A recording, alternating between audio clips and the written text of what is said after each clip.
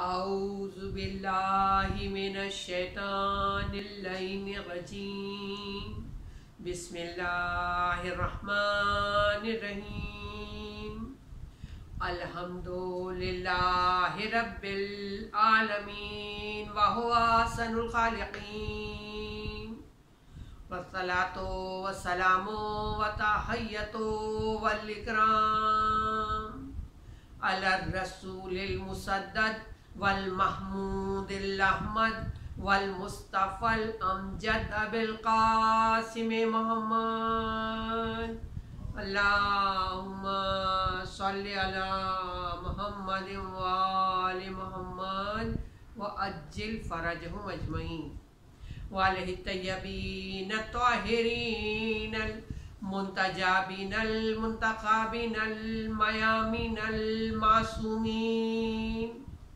لا سیما لا بقیت اللہ فی الارضین اللہم اجل فرجہ وکسر انصارہ واہلک اعداءہ ولعنت اللہ علی اعدائہم اجمعین من یومنا ھذا الی یوم الدین اللہم صلی علی محمد وآل محمد وعجل فرجہم اجمعین۔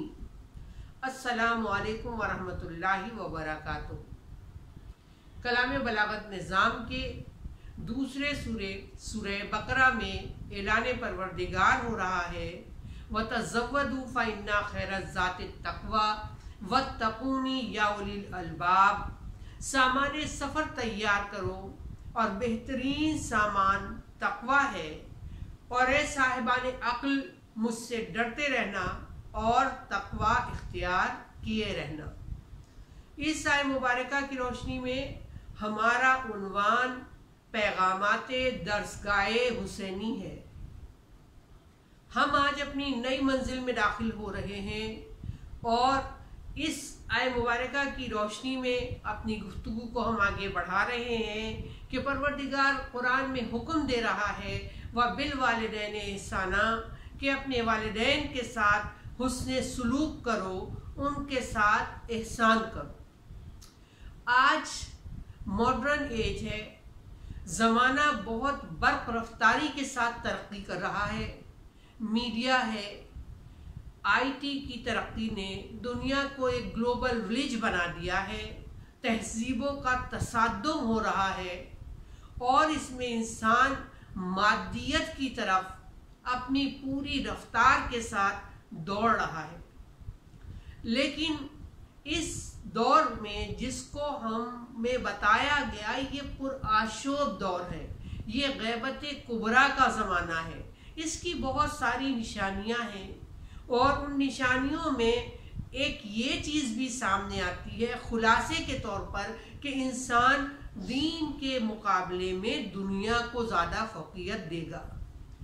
پروردگار حکم دے رہا ہے وَبِالْوَالِدَيْنِ احسانا، والدین کے ساتھ نیکی کرو، اور یہ نیکی کا اجر و ثواب بتا رہا ہے، یعنی والدین کے ساتھ نیکی کر کے ایک عام قصائی قصاب وہ ایک اولو العزم پیغمبر کا پڑوسی بن جاتا ہے، نبی موسیٰ کا پڑوسی بنتا ہے۔ اللہ نبی موسیٰ کو بتا رہا ہے کہ تمہارا جنت میں پڑوسی یہ قصاب ہے، اور جب موسیٰ دیکھ رہے ہیں کہ اس کے روٹینز کیا ہیں تو پتہ چل رہا ہے کہ بوڑھی ماں کی خدمت کرتا ہے، جس کی وجہ سے ماں دعا دیتی ہے کہ اللہ تجھے موسیٰ کا پڑوسی بنا دے۔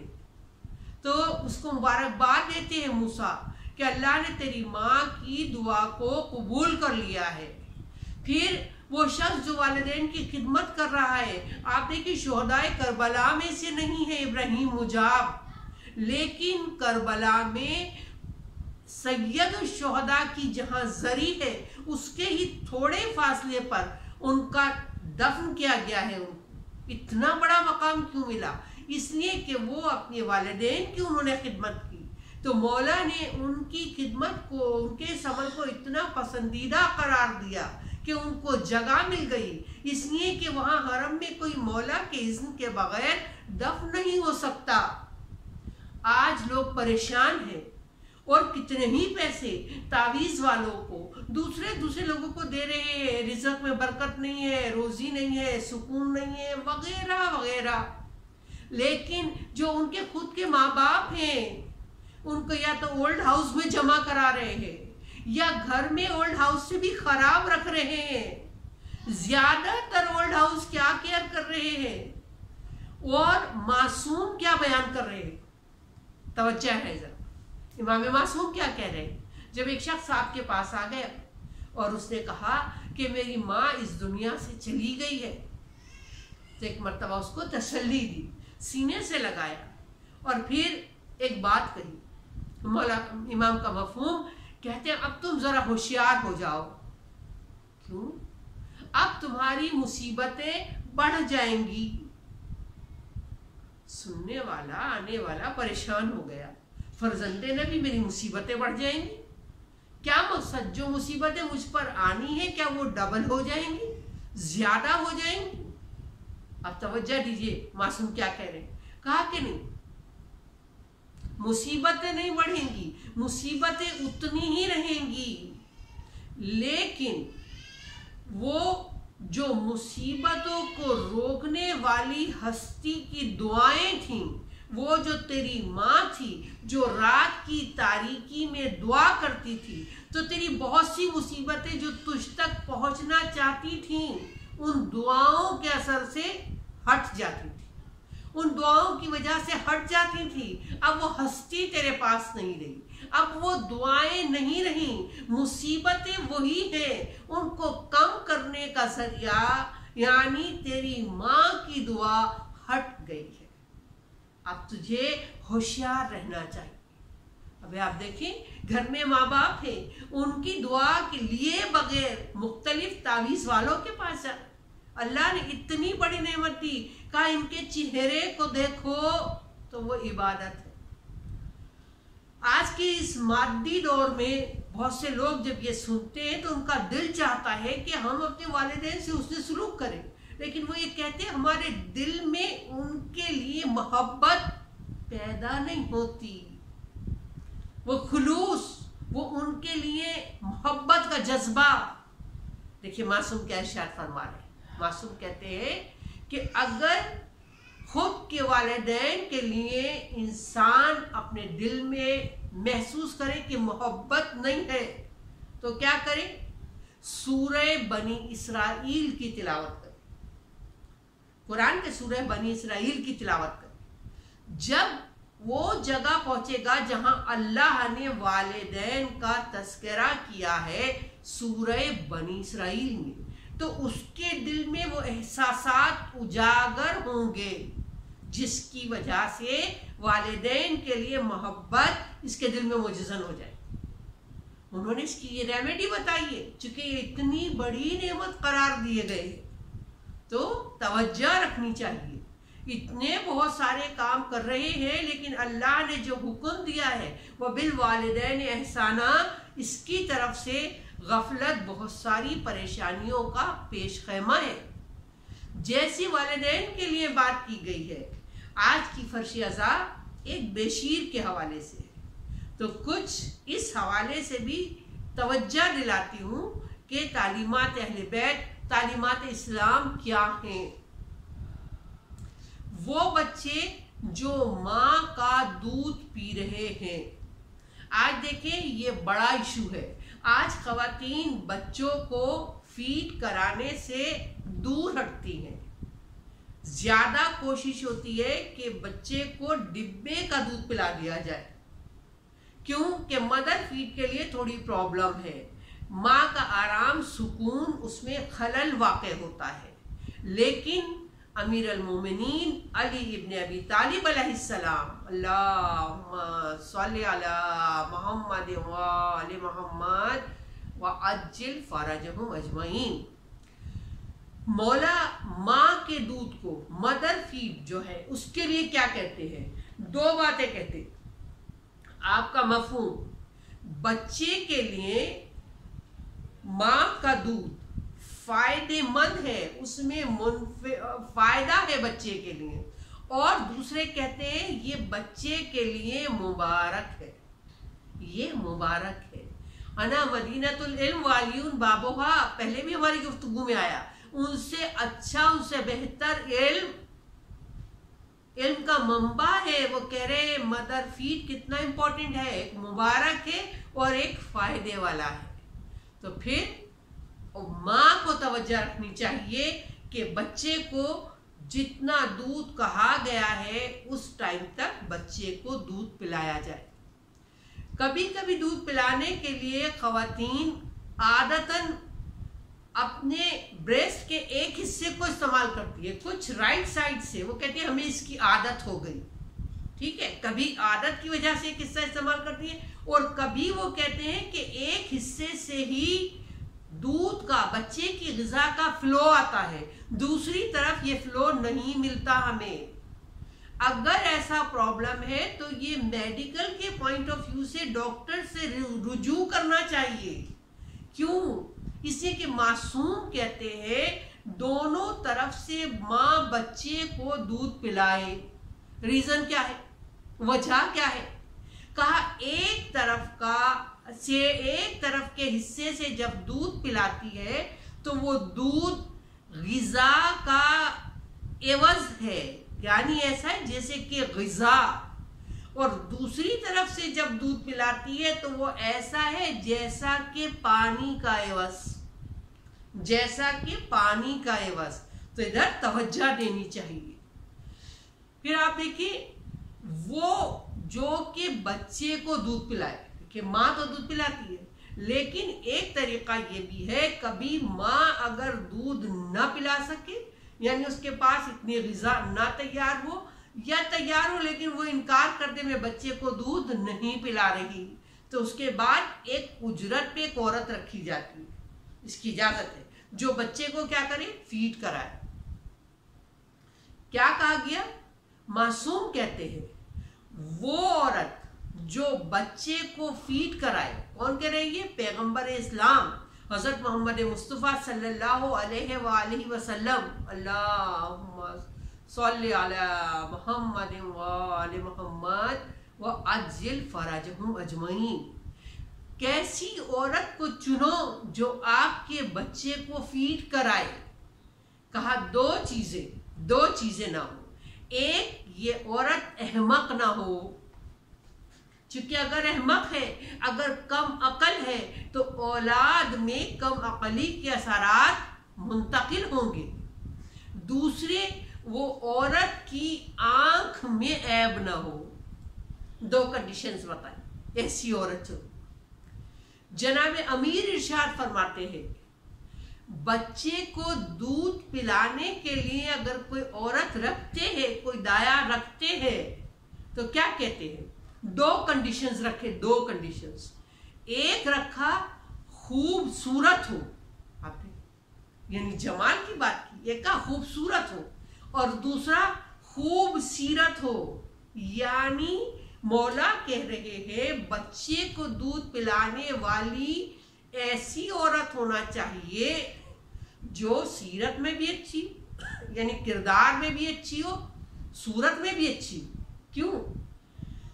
وجہ بتاتے ہیں اس لیے کہ دودھ بچے میں سرائیت کرتا ہے، دودھ بچے میں سرائیت کرتا ہے، اور بچہ وہ جو دودھ پلانے والی عورت ہے اس سے مشابہت اختیار کرتا ہے، مقصد یہ۔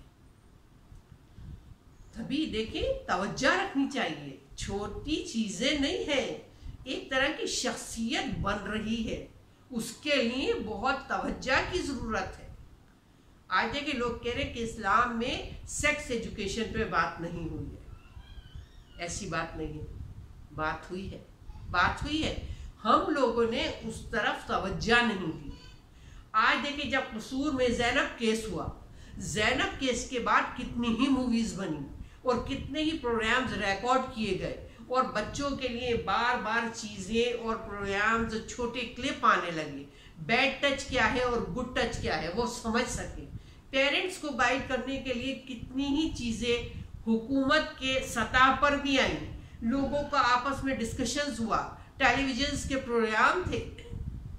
اسلام کیا کہتا ہے؟ اسلام پہلے متوجہ کرتا ہے، کہتا ہے وہ لڑکے جو 6 برس کے ہوں، یعنی 6 برس جن کی عمریں ہوں، انہیں ایک لحاف میں مت سلاؤ۔ متوجہ ہیں؟ 6 برس کی جن کی عمر ہے، جن لڑکوں کی روایات میں معتبر میں ملتا ہے ایک لحاف میں مت سلاؤ، وہ لڑکے اور لڑکیاں جو 10 سال کے ہو جائیں ان کے بستر کو جدا کر دو۔ جو لڑکی 6 سال کی ہو، 6 ایئر میں آئے، دیکھیں ہم اس پہ توجہ نہیں کر رہے، اور جب اتنے بہت سارے کیسز ہوتے تو ہم پریشان ہوتے۔ بولا جو 6 ایئر کی ہو اس کو نامحرم سے چھپاؤ اور اسے نامحرم کی گود میں مت بٹھاؤ۔ 6 برس کی بچی، ایک جگہ ایک محفل تھی، بہت سارے لوگ موجود تھے، اور اس میں ہمارے 8ویں امام علی رضا علیہ السلام بھی تشریف فرما تھے۔ اللہم صلی علی محمد وآل محمد وعجل فرجہم اجمعین۔ جب بچی کو لائے تو جتنے لوگ بیٹھے تھے سب بچی کو پیار کرنا شروع کر دیا اور باری باری بچی کو گود میں بیٹھانے لگے، ایک کے بعد دوسرا، دوسرے کے بعد تیسرا، اور یہاں تک کہ بچی امام رضا کے پاس آ گئی۔ آپ نے نہ بچی کو پیار کیا اور نہ ہی گود میں بٹھایا۔ پہلے پوچھا اس بچی کی عمر کتنی ہے؟ بتایا گیا یہ بچی 5 برس کی ہے، 5 برس کی۔ کہا نہ اس کو پیار کروں گا نہ گود میں بیٹھاؤں گا۔ کچھ تعلیمات ہیں، ہماری توجہات اس طرف نہیں ہے۔ کہا 6 برس کی اگر لڑکی ہو جائے تو اس کی خود کی ماں، یعنی سگی ماں کے لیے بات ہو رہی ہے، 6 سال کی لڑکی ہو جائے تو اس کی خود کی ماں وہ اپنے ساتھ اس بچی کو برہنہ نہ سلائے۔ کیوں؟ اس لیے کہ یہ بچی عورت کا حکم رکھتی ہے، یہ بچی عورت کا حکم رکھتی ہے۔ توجہات رہنی چاہیے ان معاملات میں۔ گھر میں جو لوگ ہیں ان کے حوالے سے بچوں کو اس حوالے سے گائیڈ کیا جائے تاکہ بچوں کی حفاظت ہو سکے۔ اسلام نے حفاظت پہ بھی بات کی ہے، اور اسلام نے ان کی شخصیت کے لیے پیار و محبت پر بھی بات کی ہے۔ آج کل آپ دیکھیں سارے ایجوکیشنل انسٹیٹیوشنز میں، نفسیات کے اداروں میں یہ بات ہو رہی ہے کہ کسی بھی قیمت پر بچے کی سیلف ریسپیکٹ کو بلڈوز نہ کیا جائے۔ کیوں؟ اتنا امپورٹنٹ ہے یہ ٹاپک۔ اگر سیلف ریسپیکٹ بلڈوز ہو جائے گی تو شخصیت برباد ہو جائے گی۔ اسلام کیا کہتا ہے؟ پیغمبر اسلام حضرت محمد صلی اللہ علیہ وآلہ وسلم کہتے ہیں اللہم صلی علی محمد وآل محمد وعجل فرجہم اجمعین۔ آپ ارشاد فرماتے ہیں، آپ کا مفہوم، اپنے بچوں کو عزت دو، کہ والدین کی بھی عزت کی بات ہے، ابھی بچوں کی فرض ہے، بچے کی، تو بچوں کو عزت دو۔ کیوں؟ اگر عزت نہیں ملے گی، اگر سیلف ریسپیکٹ بلڈوز ہوگی تو شخصیت کے نیگیٹو پہلو سامنے آ جائیں گے۔ آپ دیکھیں جتنی شخصیات ظلم کے اعتبار سے معروف ہیں، یعنی کوئی ان کی اگر ہسٹری نہیں بھی جانتا اور ان کا نام لے دیں تو وہ اتنی معروف ہے، لوگ جان جاتے ہیں۔ مثلا کہیں چنگیز خان، نہیں ہسٹری پتا لیکن کہے گا ہاں ایک ظالم شخص تھا۔ ہٹلر، کچھ نہیں پتا کون تھا لیکن ہاں یہ سنا ایک ظالم شخص گزرا۔ چنگیز خان، اور اسلام کی تاریخ میں مامون کا نام، دیکھیں وہ بچے جن کو یا تو اسٹیپ مدر ملی ہے یا پھر اسٹیپ فادر ملا ہے، یا دونوں ماں باپ ہی اسٹیپ ہیں، کوئی بھی سگا نہیں ہے، یا پھر بدقسمتی یہ ہے کہ دونوں سگے ہیں لیکن ان کے پاس ٹائم نہیں ہے کہ بچے کو دے سکے. وی ہیونٹ ٹائم، کوئی ٹائم نہیں ہمارے پاس، مصروفیات ہیں اپنی، ہم بچوں کو ٹائم نہیں دے سکتے. تب کیا ہوگا؟ تب بھی بچے میں خراب اثرات آئیں گے. دیکھیں جو مامون کے واقعات ہم کو ملتے ہیں، مامون اور ایک اس کا بھائی امین تھا. مامون نے جو اسلام کی تاریخ کے آغاز کی چیزیں ہیں جو ظلم کیا، ایسے ظلم کے واقعات نہیں ملتے کہ بھائی نے بھائی کو قتل کر دیا. مامون نے اپنے بھائی امین کو قتل کرا دیا، اور یہاں بھی بس نہیں کی بلکہ قتل کرانے کے بعد اس کا لاشا اپنے محل میں دروازے پہ لٹکا دیا. پھر بھی سکون نہیں ہوا. پھر سارے شہر والوں میں ایک آرڈر پاس کیا، جو بھی یہاں سے گزرے گا اس کو کچھ کام کرنا پڑیں گے تب یہاں سے گزر سکتا ہے، اور اگر یہ نہیں کرا تو نہیں گزر سکتا. کیا کام؟ جو گزرے گا، جو میرے بھائی کا لاشا لٹکا ہے اس کے چہرے کے اوپر تھوکے، ایک چیز. دوسری چیز اس کو جوتے مارے. تیسری چیز اس کو برا بھلا کہے، اس کے اوپر لعنت بھیجے. اس کا خود کا بھائی ہے. مائیں الگ تھیں، باپ ایک تھا، بھائی ہے. اتنا ظلم کیا تو اب لوگ مجبور تھے، چونکہ حکم حاکم مرگ مفاجات لوگ گزر رہے تھے. اس کے بھائی کے چہرے کا جو اس کا لاشا تھا بھائی کا، اس پہ چہرے پہ تھوکتے تھے، جوتے مارتے تھے، لعنتیں دیتے تھے. جب ایک شخص گزرا تو اس نے لعنت کے سلسلے کو اضافی کر دیا. اس نے کہا تجھ پر جوتے بھی مارے، تھوک بھی دیا، اور بولا تجھ پر بھی لعنت، تیرے باپ پر بھی لعنت، تیرے پورے خاندان پہ لعنت، اور تیرے بھائی پہ لعنت. اب جب اس کو پتا چلا تو اب تو لعنت اس کے خود کے اوپر آ گئی. یہ پریشان ہو گیا، اس سلسلے کو ختم کرا دی. کیوں ایسا ہوا؟ اتنا ظلم کیوں بڑھا؟ اس لیے کہ امین کی ماں ایک عرب عورت تھی اور مامون کی ماں ایک کنیز تھی.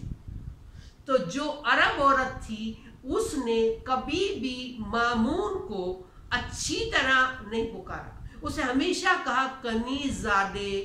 اتنی سیلف ریسپیکٹ بلڈوز ہوئی کہ ایک ظالم شخصیت پروان چڑھ گئی، چونکہ محبت نہیں ملی. پیغمبر کہتے اپنی اولاد کو بوسا دو یعنی پیار کرو. کیا ریزلٹ ہے پیار کرنے کا؟ ہر شخص اپنی اولاد کو پیار کرتا ہے، لیکن یہ پتا ہونا چاہیے کہ اس پیار کی ریزلٹ کیا ہے. اسی کہ اسلام ایک سیکنڈ کے عمل کو بھی بغیر وجہ کے قبول نہیں کرتا. اپنے خود کی اولاد کو پیار کرنا، بوسا دینا، پیغمبر حکم دے رہے بوسا دو. ایک دفعہ اپنی اولاد کو بوسا دینا ایک نیکی نامہ اعمال میں لکھی جاتی ہے اور جنت میں ایک درجہ بلند ہو جاتا ہے. پھر ذات ختمی مرتبت کیا کہہ رہے ہیں؟ آپ کا مفہوم، اپنی اولاد کو زیادہ بوسے دو. اجر کیا ہے؟ خود کی اولاد کو بوسے دے رہے. اجر یہ ہے کہ جب اولاد کو بوسے دیے جاتے ہیں تو یہ عمل جہنم کی آگ کو ٹھنڈا کرتا ہے، اور دوسرا عذاب پروردگار کو ٹالتا ہے. آج دیکھیں ہم کتنے اعمال انجام دے رہے ہیں کہ اللہ جہنم کی آگ سے محفوظ رکھ، اللہ اپنے عذاب کو ہم سے ہٹا لے. ہماری دعاؤں میں مسلسل یہ ریپیٹیشن ہوتی ہے، کہا اولاد کو زیادہ بوسے. ایک شخص آ گیا اور اس نے پیغمبر کے سامنے یہ کہا کہ جو میرے اولاد ہے، جو میرے بچے، میں نے کبھی انہیں پیار نہیں کیا، بوسا نہیں دیا. دیکھیے پیغمبر اسلام کہتے ہیں میں اسے، آپ کا مفہوم، جہنمیوں میں شمار کرتا ہوں. بس یہ حسینی درسگاہ ہے، یہاں لوگ اپنی مختلف چیزیں لے کر آ رہے ہوتے ہیں. آپ دیکھیں جو بچے ہیں ان کے اوپر کتنے اثرات ہیں جب ان کو دودھ پلایا جائے، جبکہ ان کا بچپن ہو، جبکہ شکم مادر میں ہو.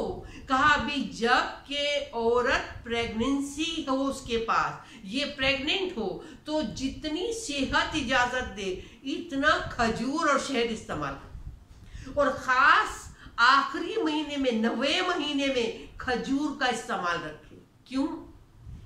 ماں کھا رہی ہے، بچے کو اثر جا رہا ہے. اثر کیا ہے؟ بچہ غصے والا نہیں ہوگا، برداشت والا ہوگا، تقوی والا ہوگا. ماں کی غذا کا اثر بچے پہ پڑے گا. اسی طرح دیکھیں بچپن میں جو چیزیں دیکھے گا اس کا اثر بھی ہوگا. دیکھیں ہسٹری کا مشہور واقعہ لکھا گیا جناب امیر کے لیے، مولا کے لیے مسلمانوں نے ایک لمبے عرصے تک منبر سے تبرہ کیا ہے. مولا کو گالیاں دی گئی ہیں معاذ اللہ. ہسٹری ہے. پھر یہ گالیاں کس نے ختم کرائی؟ وہ سارا ماحول جو تھا، جو اس سب کام میں مصروف تھا، اسی میں رہنے والا ایک فرد اس بات کا سبب بن گیا کہ وہ اس کے خلاف کھڑا ہو. کون؟ بنو امیہ کا ایک فرد، عمر بن عبدالعزیز. کتنی جگہ واقعہ لکھا گیا عمر بن عبدالعزیز. کیوں کہ وہ بچپن سے اپنے باپ کے ساتھ جا رہا تھا. باپ جمعے کے خطبے کے لیے جاتا تھا، یہ بھی باپ کے ساتھ جاتا تھا. باپ جب جمعے کا خطبہ دیتا اس کے بعد اچھی عربک میں دیتا، لیکن آخر میں آ کے جہاں مولا کے لیے خراب الفاظ تھے وہاں زبان ساتھ نہیں دیتی تھی. ایک دفعہ بچے نے دیکھا، دوسری دفعہ دیکھا، پھر ایسا ہی ہوا. بچے نے کہا ہوا ہوگا کچھ. جب بار بار یہ دیکھا تو کچھ بار کے بعد اس نے باپ کو سوال کیا کیا بات ہے جب آپ خطبہ دیتے آخر میں آ کے؟ تو اس نے کہا دیکھ کوئی دیکھ تو نہیں رہا، میں علی کو جانتا ہوں، علی ایسا شخص نہیں ہے. علی اچھا آدمی ہے، لیکن حاکم کے حکم سے مجبور ہوں. پھر اس نے انتظار کیا. جب اس کو تخت مل گیا تب اس نے کہا اگر ایک دم بند کراؤں گا سب میرے قتل پر آ جائیں گے. پھر اس نے پورا ایک پروگرام تیار کیا، ایک یہودی کو تیار کیا. اسے بتایا تو دربار میں آنا، دربار میں آنے کے بعد اس طرح بات کرنا. بس ایک دن دربار سج گیا، یہودی آ گیا، مجھے حاکم سے بات کرنی ہے. کیا بات کرنی ہے؟ اس نے کہا مجھے اجازت دو. اجازت ملی. اس نے کہا میری بات یہ کہ میں حاکم کی بیٹی سے شادی کرنا چاہتا ہوں. پورے دربار میں ہنگامہ تھا، حاکم مسلمان ہے، تو یہودی ہے، تیری شادی کیسے ہو سکتی ہے؟ اس نے کہا کیوں؟ تمہارے رسول نے اپنی بیٹی علی کو دے دی جسے تم کافر کہتے ہو، تو پھر تمہارا جو حاکم ہے وہ مجھے بیٹی کیوں نہیں دے سکتا؟ دربار میں سناٹا آ گیا. کس نے کہا علی کافر ہے؟ کس نے کہا علی کافر ہے؟ کہا تم لوگ ممبر سے کہتے ہو. پھر سب آپس میں کہنے لگے نہیں، علی مسلمان تھا، علی کے لیے گالیاں نہیں دی جائیں گی. ختم ہو گیا وہ طریقہ. اب کیا ہوا؟ اس کی جگہ ایک آیت پڑھے جانے لگی. چھوٹے بچپن کا اثر تھا عمر بن عبدالعزیز پر، اتنا محب اہل بیت بن گیا، اتنے بڑے انقلاب میں. بس ادھر بہت توجہ رکھنی چاہیے. دیکھیں جو فرش ازا ہے اس میں ہمیں چھوٹے بچوں کی قربانیاں مل رہی ہیں. خواتین نے جو قربانیاں پیش کی ہیں، سلام ہو ہمارا بی بی ہاجرہ پر. ایک نبی کی ماں ہے اور ایک نبی کی زوجہ ہے. اپنے بیٹے کو تیار کر دیا، بھیج دیا شوہر کے ساتھ. لیکن جب اسماعیل بچ گئے اور واپس آئے تو بوسے لینے شروع کر دیے بیٹے کو. کبھی چہرے کا بوسہ لیا، کبھی گردن کا بوسہ لیا. بوسہ لیتے لیتے آئی تو دیکھتی ہے بی بی ہاجرہ ایک جگہ سے کھال اکھڑی ہوئی ہے گردن پہ سے. ٹھہر گئی. کہا جب تیار کر کے تجھے بھیجا تھا جب تو کھال نہیں اکھڑی تھی. کہا اماں یہ وہی جگہ ہے جہاں بابا نے چھری کو رکھ کے ذرا سا دبایا. ہاجرہ بے ہوش ہو. بی بی ہاجرہ بڑا مقام ہے، اولاد کا بیٹی بھی بے ہوش ہو گئی. 17 دن بے ہوش رہی اور پھر دنیا سے گزر گئی. سلام ہو کربلا کی عورتوں کو، کہیں لیلا ہے، کہیں فروا ہے، کہیں رباب ہے، یہ کسی نبی کی زوجہ نہیں ہے، یہ کسی نبی کی ماں نہیں ہے، لیکن یہ وہ مائیں ہیں جنہوں نے کربلا آباد کی۔ کس کے فرش ازا ہے؟ رباب کے بیٹے کی، جس کے 2 ہی بچے ہیں۔ بی بی رباب کیسے اجڑی ہے؟ مانگ بھی اجڑ گئی کربلا میں، سکینہ زندان میں سو گئی، علی اصغر کربلا کے بن میں سو گیا۔ وہ بی بی رباب کہتے جب شب عاشور تھی اور مولا خیموں کا جائزہ لے رہے تھے، ایک مرتبہ بیویوں کے خیمے سے گزرتے تھے، دیکھ رہے تھے ہر بیوی خوش ہے، تیار کر رہی ہے اپنی قربانی اور خوش ہے، لیکن جب رباب کے خیمے کے پاس سے گزرے، دیکھا بی بی رباب رو رہی ہے۔ رباب کیوں رو رہی ہے؟ سب کے پاس مولا قربانیاں ہیں اور سب خوش ہیں، لیکن میرے پاس تو اللہ نے 2 بچے دیے ہیں، ایک سکینہ بیٹی ہے، جا نہیں سکتی جہاد کے لیے، علی اصغر اتنا کم سن ہے، ابھی گھٹلیوں بھی نہیں چلتا، لیکن ہاں علی اصغر آپ کی قربانی۔ کہتے جب حسین عاشور کے دن مقتل میں کھڑے ہو کے کہہ رہے تھے حل من ناصر ینصرنا، یہ صدائے استغاثہ تھی۔ ایک مرتبہ بچے نے اپنے کو جھولے سے گرایا، حسین خیمے میں واپس آئے، رونے کا سبب کیا ہے؟ بیویوں نے کہا آپ کی صدائے استغاثہ پہ بچے نے خود کو گرا دیا۔ ایک مرتبہ کہا لاؤ بچے کو مجھے دے دو زینب، شہزادی نے حسین کی گود میں دیا۔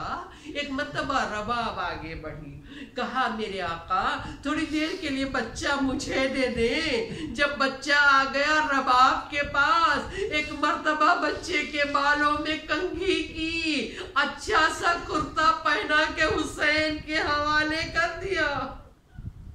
حسین بچے کو لے کے چلے، ابا کے دامن کو ڈال دیا۔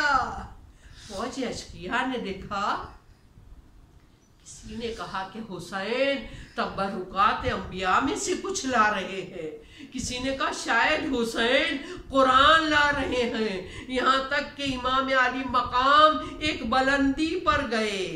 جب گئے ابا کے دامن کو ہٹایا تو لوگوں نے دیکھا ایک چھوٹا بچہ، ایک بے شیر، ایک پیاسا بچہ حسین کے ہاتھوں پہ تھا۔